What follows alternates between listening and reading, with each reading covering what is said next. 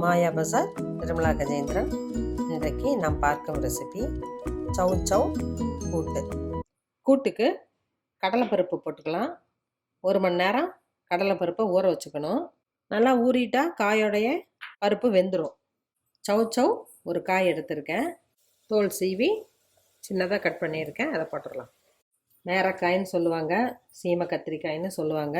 சின்ன வெங்காயம் 10 2 போட்டிருக்கேன், பச்சை மிளகாய் 2, கருவேப்பிலை, தக்காளி 1 பழம், 1 கப்பு தண்ணி ஊற்றுறேன், மஞ்சள் தூள் 2 சிட்டிகை, சாம்பார் பவுடர் 1/2 டீஸ்பூன்.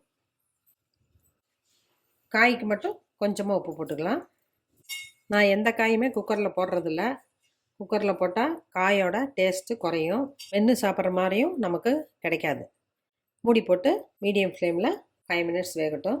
தேங்காய் 3 டேபிள் ஸ்பூன், கசகசா 1/2 டீஸ்பூன், சீரகம் 1/4 டீஸ்பூன், பூண்டு 2 பல், இஞ்சி சிறிய துண்டு. இதை ஃபைன் பேஸ்ட்டாக அரைச்சி வச்சுக்கலாம்.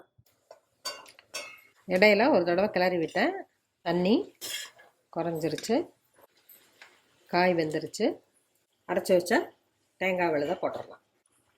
கொஞ்சம் தண்ணி, கூட்டு கொஞ்சம் கெட்டியாக இருந்தால் தான் ருசியாக இருக்கும், ரொம்ப தண்ணி ஊற்றக்கூடாது. மீதி உப்பை போட்டுடலாம். தேங்காய் போட்டு ரொம்பவும் கொதிக்கக்கூடாது, ஒரு கொதி வரட்டும். தேங்காய் போட்டு நல்லா கொதி வந்துடுச்சு. ஸ்டவ் ஆஃப் பண்ணிடுறேன். 2 டீஸ்பூன் நல்லெண்ணெய், 1 டீஸ்பூன் தேங்காய் எண்ணெய் விட்டுருக்கேன். கடுகு கொஞ்சம், கடலைப்பருப்பு 1/4 டீஸ்பூன், உளுந்தம்பருப்பு 1/4 டீஸ்பூன், ஜீரகம் 1 பிஞ்ச், வரமிளகாய் 3. ஸ்டவ் ஆஃப் பண்ணிடுறேன். கருவேப்பிலை, கூட்டுலாம் போட்டுடலாம்.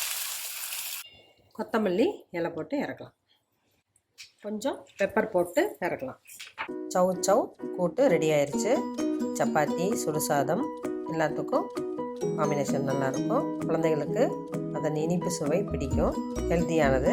செஞ்சு பாருங்கள், சாப்பிட்டு பாருங்கள். பிடிச்சிருந்தா சப்ஸ்கிரைப் பண்ணுங்கள், ஷேர் பண்ணுங்கள். தேங்க்யூ.